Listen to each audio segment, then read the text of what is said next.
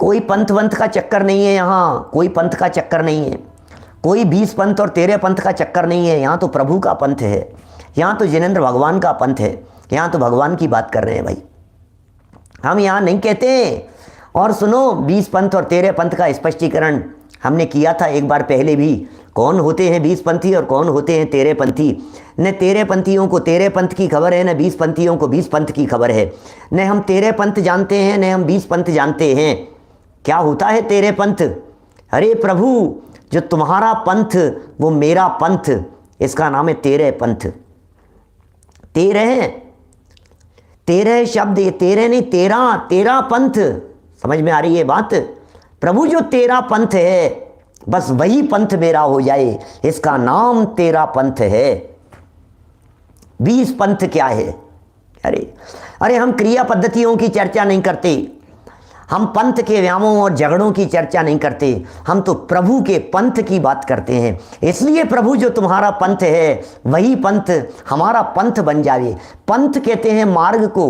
हे मुनिराजों, हे तीर्थंकरों, हे विद्यमान 20 तीर्थंकरों, हे विदेश क्षेत्र से मोक्ष गए 20 तीर्थंकरों, जो विद्यमान जो 20 तीर्थंकर हैं, उनका मार्ग, उनके द्वारा बतलाया गया पथ, वो 20 के द्वारा बतलाया गया पथ 20 पंथ है। 20 तीर्थंकर जिस पथ को निरंतर बतला रहे हैं, वर्तमान में विद्यमान श्री 20 तीर्थंकर सिद्ध प्रभु के गुण गाऊं, रोज बोलते हैं अपर भाई साहब। विद्यमान श्री 20 तीर्थंकर रोजाना अर्घ चढ़ाते हैं, रोजाना पूजन करते हैं। अरे विद्यमान 20 तीर्थंकरों का जो मार्ग है, सीमंदर स्वामी, युगमंदर स्वामी, बाहु सुबाहु आदि जो विद्यमान 20 तीर्थंकरों के द्वारा वर्तमान में और निरंतर बतलाया जाता रहा मार्ग है, उसका नाम 20 के द्वारा जो पंथ बतलाया जा रहा है, वो 20 पंथ है। और प्रभु उसी 20 तीर्थंकरों के द्वारा बतलाया गया पंथ 20 पंथ, और कहा कि हे 20 तीर्थंकरों, जो तुम्हारा पंथ है, जो तुम्हारा रास्ता है, वही पंथ मेरा भी हो जाए। प्रभु जो 13 पंथ है, बस वही 13 पंथ है, उसका नाम 13 पंथ है। किसका नाम 20 पंथ, किसका नाम 13 पंथ? और सुनो जरा, बड़ी गजब की चर्चा भाई साहब। हम 20 पंथी हैं। कैसे? श्रावक 20 पंथी, मुनिराज 13 पंथी। गजब हो गया, क्या बात कर रहे हो भाई साहब हैं? 12 प्रकार के व्रत, 8 मूल गुण और 12 व्रतों का पालन करने वाला श्रावक 20 पंथी कहलाता है। 20 हैं जिसके पंथ में, जिसके मार्ग में ये 20 तरह की बातें कही गई है, वो 20 पंथी है। 8 मूल गुण है कि नहीं श्रावकों के?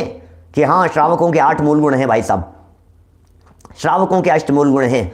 श्रावकों के जीवन में कितने व्रत होने चाहिए? कि साहब 12 व्रत होने चाहिए श्रावकों के जीवन में। जो 8 मूल गुण और 12 प्रकार के व्रतों का, 8 मूल गुण और 12 प्रकार के व्रतों का जो श्रावक पालन करता है, वो सच्चा 20 पंथी होता है। इन 20 व्रतों का पालन करने वाला, और इस 20 पंथ को छोड़कर जो 13 प्रकार के चारित्र का पालन करने वाला बन जाता है, फिर वो 13 पंथी हो जाता है।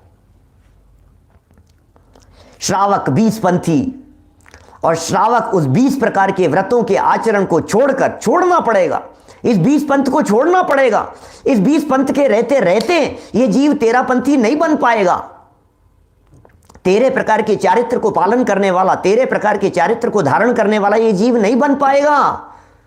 इसलिए यदि 13 प्रकार के चारित्र का पालन करना है, माने यदि मुनि बनना है, तो श्रावक का पंथ अपनाओ, कोई बात नहीं, श्रावक का पंथ अपनाओ, लेकिन ये अपनाने योग्य नहीं है। ये इस 20 पंथ को छोड़ो और सच्चे 13 पंथ को अपनाओ, वही अपनाने योग्य है।